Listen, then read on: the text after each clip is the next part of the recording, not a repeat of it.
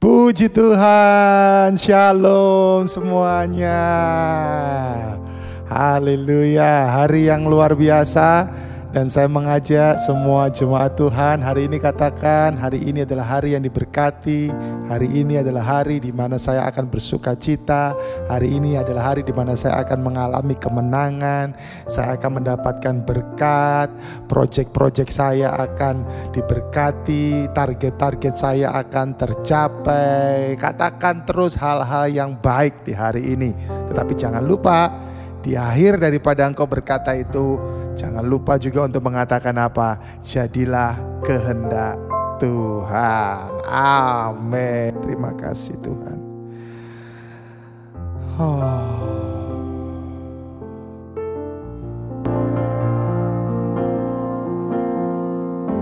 Saat ku menyembahmu, Rohmu bekerja. Saat ku memujimu, Kau bertata di atas pujian. Terima kasih Yesus. Haleluya. Saat ku menyembahmu, Rohmu bekerja. Saat ku memujimu, Kau bertata di atas pujian. Ku angkat hatiku, ku pandang kekudusan-Mu. Saat ku sembah, ku puji-Mu, ku rasakan kehadiran-Mu Tuhan. Bapa yang baik, Tuhan yang kami cinta, Raja di atas segala raja, kami mau selalu menyembah-Mu, karena kami tahu ketika kami menyembah, ketika kami memuji Engkau, Engkau disenangkan lewat penyembahan dan pujian kami. Dan Engkau satu-satunya Tuhan yang bertahta di atas semua pujian umat-Mu. Haleluya. Terima kasih saat ku menyembah-Mu. Saat ku menyembah-Mu, Rohmu bekerja. Saat ku memuji-Mu, Kau bertata di atas pujian. Ku angkat hatiku, ku pandang kekudusan-Mu. Saat ku sembah, ku puji-Mu, ku rasakan kehadiran-Mu Tuhan. Ku angkat hatiku, ku pandang kekudusan-Mu. Saat ku sembah, ku puji-Mu, ku rasakan kehadiran-Mu Tuhan. Ku rasakan kehadiran-Mu Tuhan. Ku rasakan kehadiran-Mu Tuhan.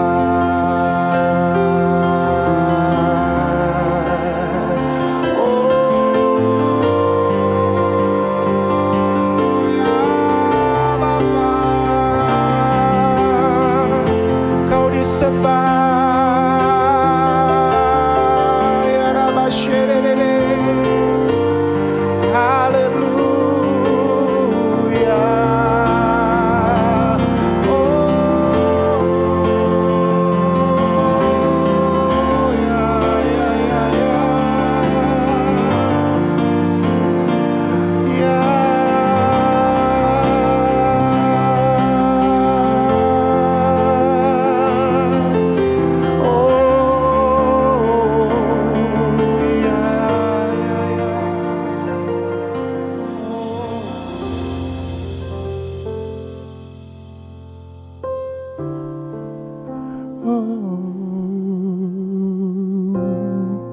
Terima kasih Tuhan, terima kasih Tuhan, terima kasih Tuhan, terima kasih.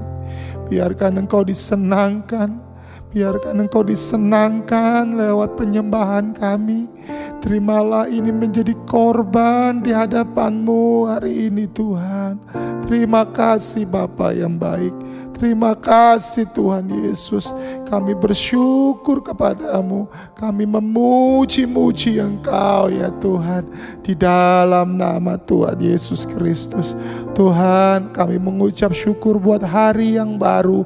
Kami berterima kasih untuk waktu di mana kami masih ada hari ini.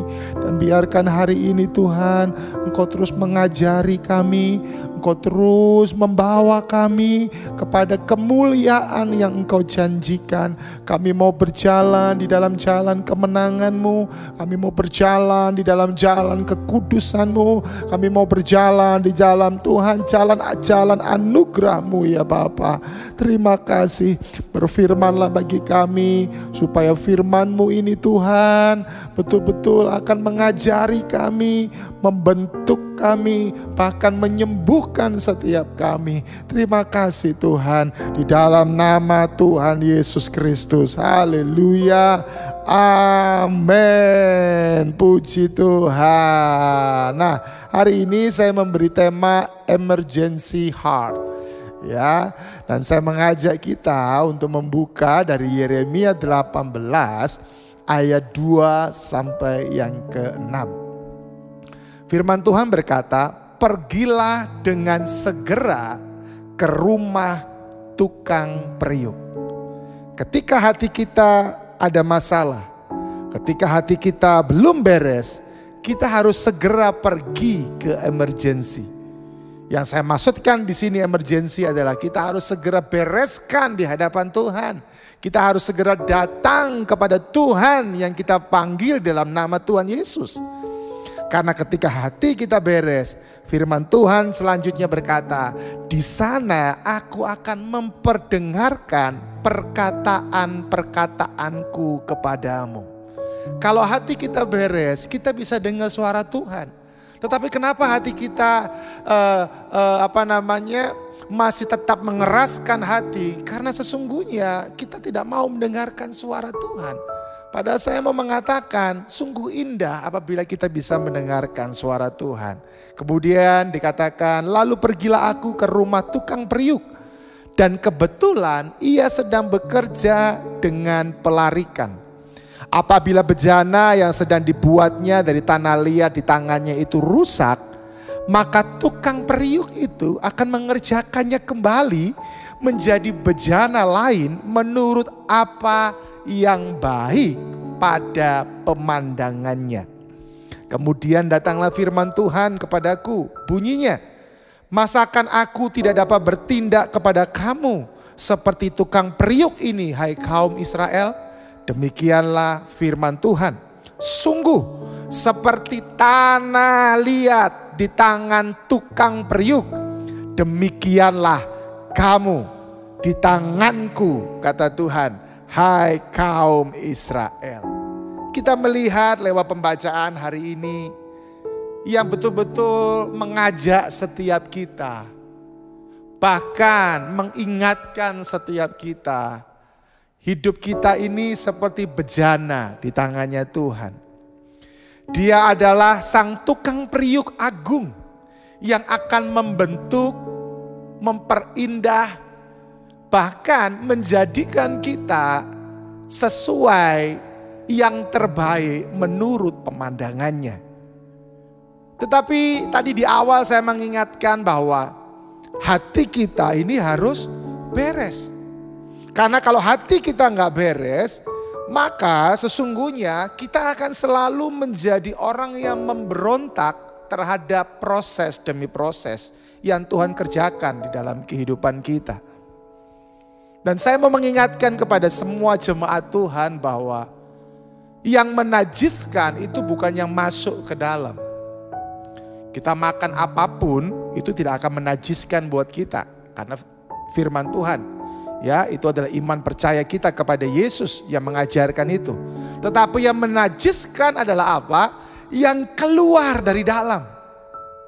Karena yang masuk dari luar ke dalam itu nggak menajiskan, karena itu itu hanya akan keluar di kamar kecil gitu kan. Tetapi yang menajiskan itu adalah yang dari dalam. Karena yang dari dalam ini munculnya dari hati. Nah, makanya hati kita harus beres. Kalau hati kita belum beres, makanya hari ini kita harus menuju kepada emergency itu. Emergency heart, yaitu kepada Tuhan itu sendiri. Nah, ya, salah satu orang yang hati yang gak beres adalah ketika orang itu memiliki sakit hati. Sakit hati kok disimpan? Mau ya lebih baik nyimpan bunga deposito daripada engkau menyimpan sakit hati. Lebih baik engkau menyimpan emas. Lebih baik engkau menyimpan hubungan. Ya, lebih baik engkau menyimpan persaudaraan. Lebih baik engkau menyimpan kasih mesra daripada engkau menyimpan sakit hati. Sakit hati jangan disimpan. Sakit hati harus dibuang. Sakit hati harus dibereskan. Ayo, orang yang mengalami sakit hati atau orang yang belum beres di dalam dirinya, yang keluar itu akan menajiskan orang lain, bahkan menajiskan dirinya sendiri. Berbahaya. Maka itu bereskan sungguh-sungguh. Amsal pasal yang keempat ayat yang ke-23 berkata, jagalah hatimu dengan segala kewaspadaan. Karena dari situlah terpancar apa? Kehidupan. Jadi dalam hati kita itu akan memancarkan kehidupan. Dalam hati kita itu akan memancarkan sikap-sikap kita. Tingkah laku kita. Itu semuanya dimulai dari hati. Makanya itu ya, dalam kita melayani Tuhan, dalam kita berumah tangga, dalam kita bekerja. Kalau hati kita beres, itu pasti keluarnya beres kok. Udah pasti itu. Ya, tapi kalau masih ada sesuatu yang disimpan, salah satunya mungkin sakit hati, sudahlah, yang keluar tuh pahit. Bahkan maaf saya pakai kata ini, baunya minta ampun. Perhatikan baik-baik buat kita yang masih suka menyimpan sakit hati. Ada dua bahaya. Yang pertama, engkau akan menyakiti orang lain. Yang kedua, engkau akan menyakiti dirimu sendiri. Ya, betul. Kalau engkau menyimpan sakit hati, engkau akan menyakiti orang lain. Orang-orang di sekitarmu sudah menaruh pengharapan kepadamu. Orang-orang di sekitarmu sudah mengharapkan bahwa mereka akan bisa bekerja sama dengan engkau. Tetapi karena engkau ada sakit hati, yang ada justru apa? Engkau enggak membuat orang-orang di sekitarmu menjadi sukacita atau damai sejahtera. Tapi mereka justru akan terpukul, mereka justru akan kecewa melihat kelakuanmu.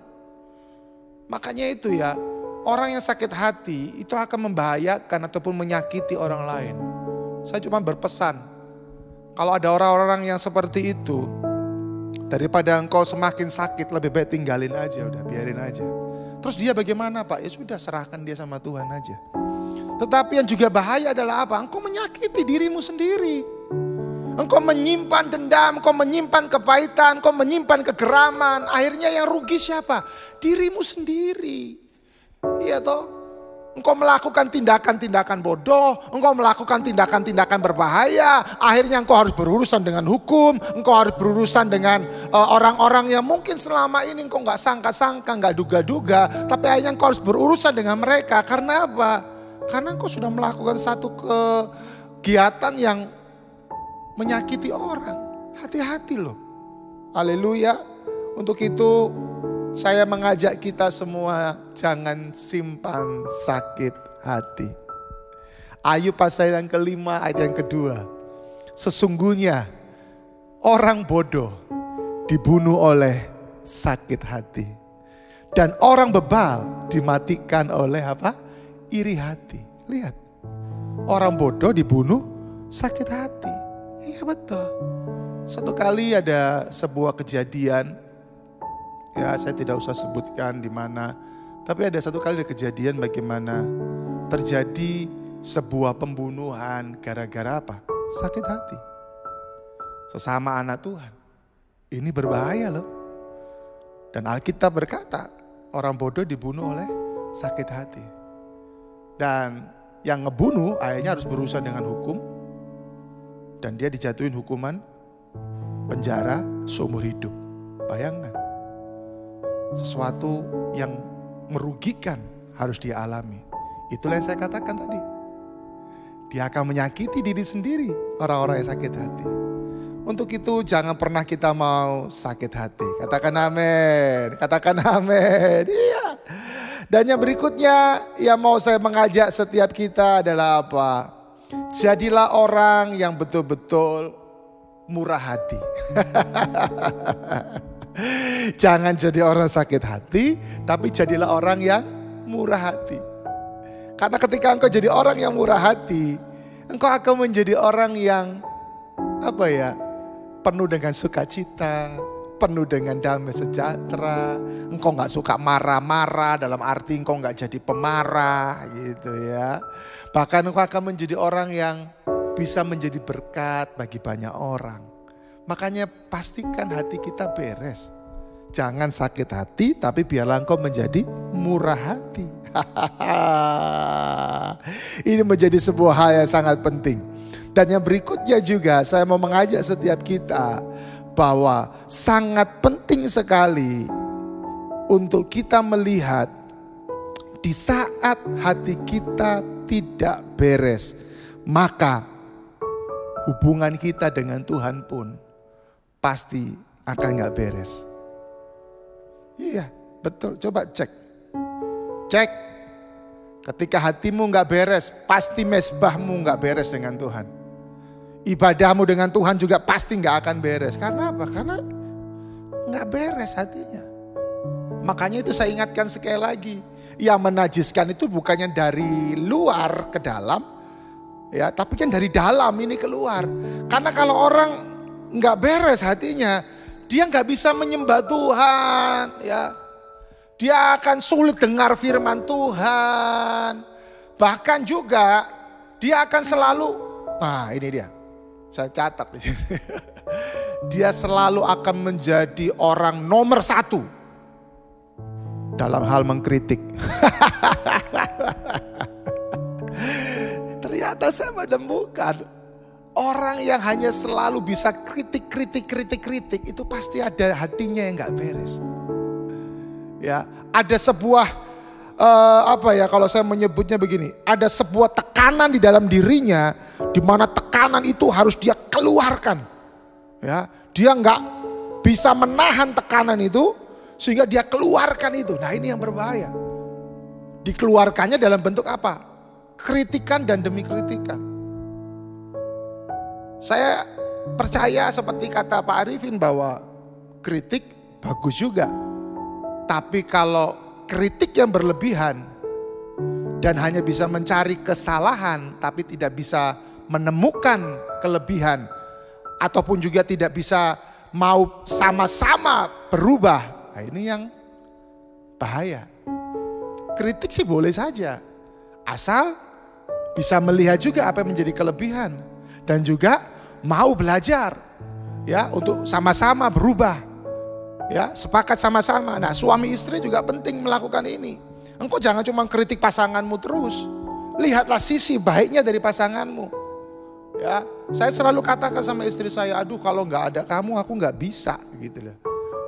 Apakah istri saya nggak punya kekurangan? Istri saya punya kekurangan. Istri saya pun juga ngomong sama saya gitu. Kalau nggak ada kamu aku nggak bisa. Apakah saya nggak punya kekurangan? Saya juga masih punya kekurangan. Kita sama-sama memberitahu kekurangan kita. Kita sama-sama mengkritik masing-masing. Tetapi kita sama-sama berubah. Kita sama-sama melihat apa yang menjadi kelebihan. Dan kita sama-sama juga keluar sebagai pemenang. Nah ini loh yang luar biasa. Makanya hari ini saya mau mengajak setiap umat Tuhan, biarkan setiap kita betul-betul mau melihat kedalaman hati kita.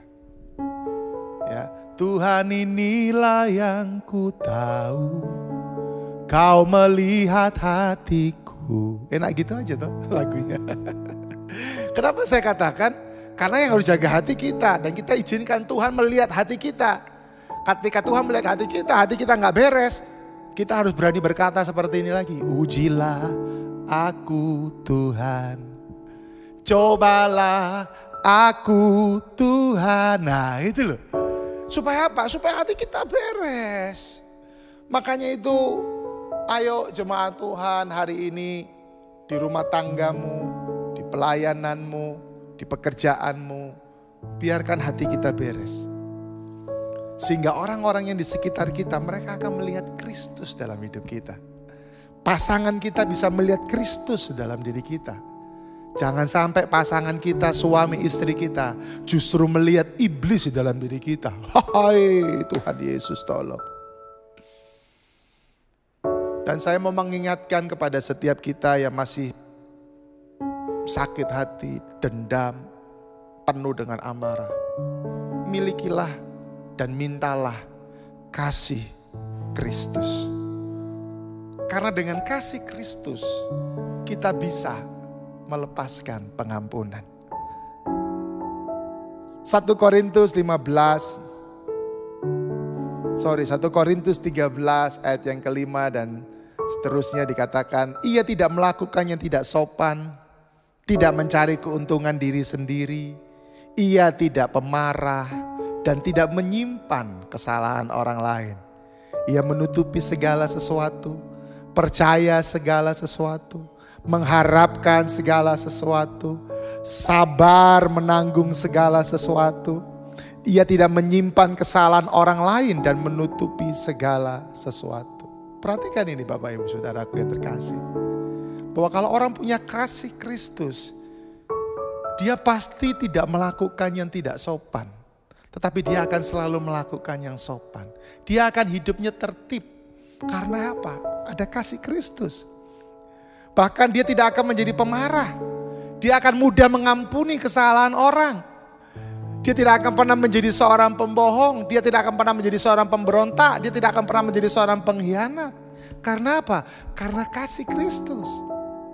Jadi dengan kasih Kristus kita akan mengalami pemulihan. Makanya tadi di firman Tuhan yang tadi kita sudah baca dikatakan ya, pergi dengan segera ke rumah tukang periuk. Ayo hari ini, kalau hatimu belum beres, segera pergi di hadapan Tuhan. Maksud saya segera pergi datang ke hadapan Tuhan. Katakan, Tuhan bereskan hatiku, pulihkan aku.